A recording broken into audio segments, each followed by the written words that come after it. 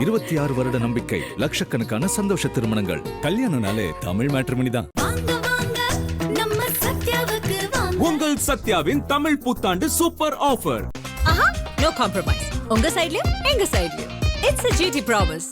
GT Holidays, South India's #1 travel brand. வணக்கம். இன்றைய ஆதன் செய்திகள்.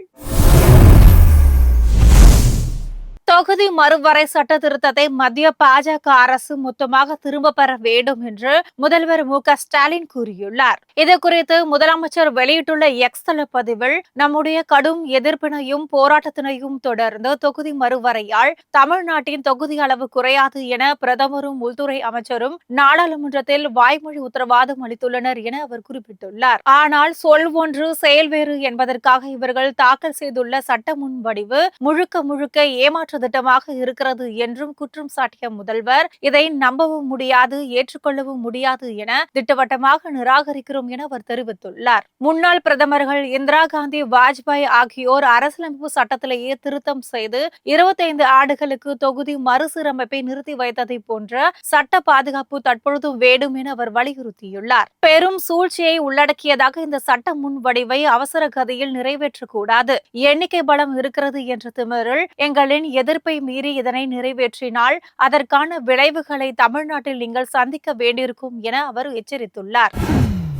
வாக்குறுதிகளை அள்ளி வீசும் தவிக தலைவர் விஜய்க்கு அரசு நிர்வாகம் என்னவென்று தெரியுமா என சசிகலா மறைமுகமாக கேள்வி எழுப்பியுள்ளார். ஸ்ரீரங்கத்தில் அஇஅதிமுக பொதுச் செயலாளர் சசிகலா தனது கட்சியின் வேட்பாளர் விஜயை ஆதரித்து பிரச்சாரம் மேற்கொண்டார். அப்பொழுது பொதுமக்களிடையே பேசிய அவர், சென்னையில் ஏசி அறையில் அமர்ந்து கொண்டு தேர்தல் அறிக்கையை தயாரிக்க கூடாது என அவர் விமர்சித்தார். மற்ற அரசியல் கட்சிகள் மாதிரியே புதிதாக அரசியல் கட்சி துவங்கியுள்ளவர்களும் வாக்குறுதியை அள்ளி வீசுகின்றனர் என்றும், அவர்களுக்கு அரசு நிர்வாகம் குறித்தெல்லாம் ஒன்றும் தெரியாது என்றும் தவிக தலைவர் விஜயை அவர் மறைமுகமாக விமர்சித்தார். மக்கள் பிரச்சனைகளை தொகுதிகள் தோறும் கேட்டு அதனை வைத்துக் கொண்டு ஒரு தேர்தல் அறிக்கையை நாங்கள் தயார் செய்வோம் என அவர் கூறினார். மத்திய அரசு தொகுதி மறுவரை சட்டத்தை கொண்டு வந்தால் தமிழகத்தின் பிரதிநிதித்துவம் குறையும் என்றும், மத்திய அரசின் திட்டங்களை முறையாக செயல்படுத்தும் மாநிலங்கள் பாதிக்காத வகையில் இதனை நடைமுறைப்படுத்த வேண்டும் என்றும் கூறிய சசிகலா, இதை தமிழ்நாட்டில் உள்ள கட்சிகள் எதிர்ப்பது தவறில்லை என அவர் கூறினார். நடிகனை பிடித்தால் தொண்டையில் விரலை விட்டு விசில் அடிக்கலாம், ஆனால் நாட்டை கொடுக்க முடியுமா என நடிகர் பிரகாஷ் ராஜ் தவிக தலைவர் விஜய்க்கு கேள்வி எழுப்பியுள்ளார். திண்டுக்கல் மாவட்டம் பழனி சட்டமன்ற தொகுதியில் திமுக தலைமையிலான மதசார்பற்ற முற்போக்கு கூட்டணியின் சார்பில் போட்டியிடும் மார்க்சிஸ்ட் கம்யூனிஸ்ட் கட்சி வேட்பாளர் பாண்டியை ஆதரித்து நடிகர் பிரகாஷ் ராஜ் பிரச்சாரம் மேற்கொண்டார். அப்பொழுது பேசிய அவர், சினிமாவில் பெரிய ஹீரோவாகலாம், ஒரே படத்தில் முதல்வராக கூட நடிக்கலாம், ஆனால் நிஜ அரசியலில் அப்படி ஆக முடியாது என கூறிய அவர், தமிழ்நாட்டின் மொழி இனம் என பிரச்சனை வந்த பொழுது நீங்கள் எங்கே இருந்தீர்கள் என தவிக தலைவர் விஜய்க்கு அவர் கேள்வி எழுப்பினார். அரசியல் வேற, சினிமா வேற, அந்த அன்பு வேற, இந்த அன்பு வேற, அந்த அன்பை அரசியலுக்காக பயன்படுத்தக்கூடாது என அவர் தெரிவித்தார். வரும் சட்டமன்ற தேர்தலை 3 மாடல்களுக்கான தேர்தலாக பார்க்க வேண்டும் என்று குறிப்பிட்ட அவர், ஒன்று கல்வி மற்றும் மொழியை காக்கும் திராவிட மாடல், 2வது தன்மானத்தை அடகு வைக்கும் அடிமை மாடல், 3வது ஒரே நாளில் முதல்வராக துடிக்கும் சினிமா மாடல் என அவர் வகைப்படுத்தினார். சென்னையில் ஆபரண தங்கம் விலை சவரனுக்கு 1200 ரூபாய் குறைந்துள்ளது. சர்வதேச பொருளாதாரம் மற்றும் அரசியல் சூழல், அமெரிக்க டாலருக்கு நிகரான இந்திய ரூபாயின் மதிப்பு, தங்கத்தின் மீதான முதலீடு அதிகரிப்பு போன்ற காரணங்களால் தங்கம் விலை உச்சத்திலிருந்து வருகிறது. ஈரான், அமெரிக்கா, இஸ்ரேல் இடையிலான போர் காரணமாகவும் தங்கத்தின் விலையில் தாக்கம் ஏற்பட்டுள்ளது.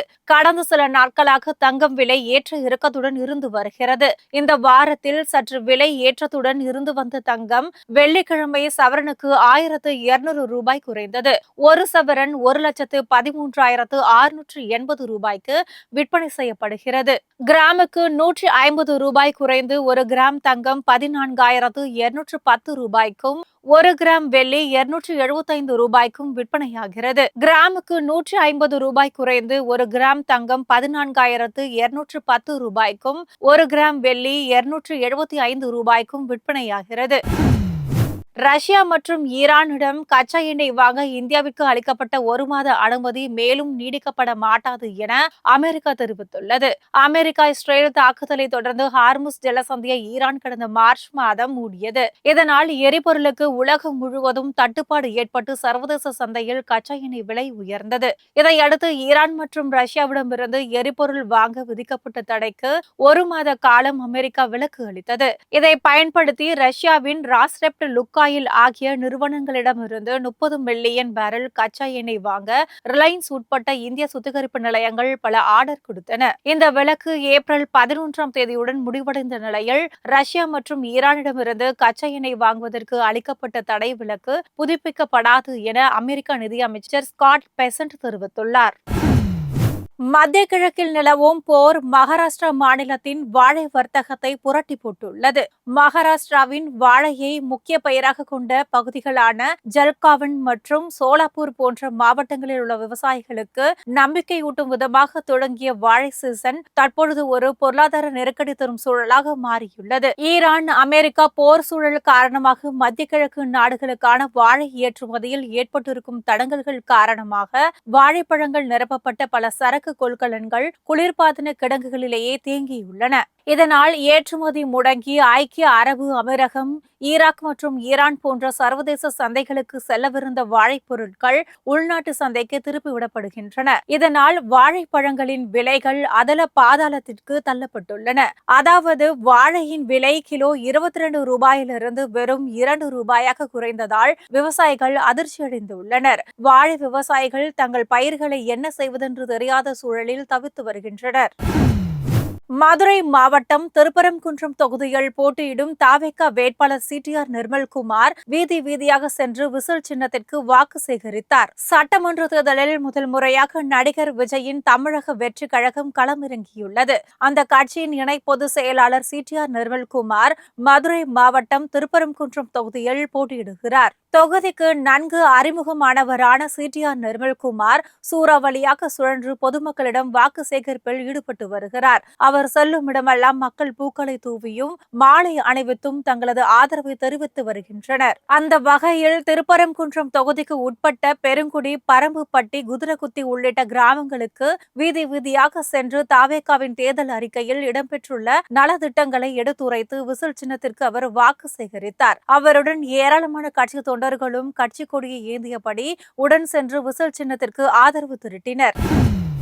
விழுப்புரம் மாவட்டம் திண்டிவனம் அடுத்த தைலாபுரம் தோட்டத்தில் பாமக நிறுவனர் ராமதாஸ் தனது தபால் ஓட்டை பதிவு செய்தார். தமிழ்நாடு சட்டமன்ற தேர்தலை முன்னிட்டு மூத்த குடிமக்கள் மற்றும் வரையறுக்கப்பட்ட மாற்றுத்திறன் கொண்ட வாக்காளர்கள் வீட்டிலிருந்தபடியே வாக்களிப்பதற்கான தபால் வாக்குப்பதிவு தொடங்கி நடைபெற்று வருகிறது. 87 வயதான பாமக நிறுவனர் டாக்டர் ராமதாஸ் சட்டமன்ற தேர்தலுக்கான தனது வாக்கை தபால் மூலம் செலுத்தினார். இந்நிலையில் விழுப்புரம் மாவட்டம் தைலாபுரம் இல்லத்தில் 87 வயதான பாமக நிறுவனர் டாக்டர் ராமதாஸ் சட்டமன்ற தேர்தலுக்கான தனது வாக்கை தபால் மூலம் செலுத்தினார். இதனைத் தொடர்ந்து செய்தியாளர்கள் சந்திப்பில் பேசிய ராமதாஸ், என் குடும்பத்தை சேர்ந்தவர்கள் அரசியலுக்கு வரமாட்டார்கள் என சத்தியம் செய்திருந்தேன். குடும்ப நெருக்கடி காரணமாக அதை மீறி அன்புமணியை அரசியலுக்கு கொண்டு வந்து அமைச்சராக்கினேன் என அவர் கூறினார். இந்தியாவிலேயே சிறு வயதில் ஒருவரை அமைச்சராக்கியது நான் தான் என்று ராமதாஸ் கூறினார்.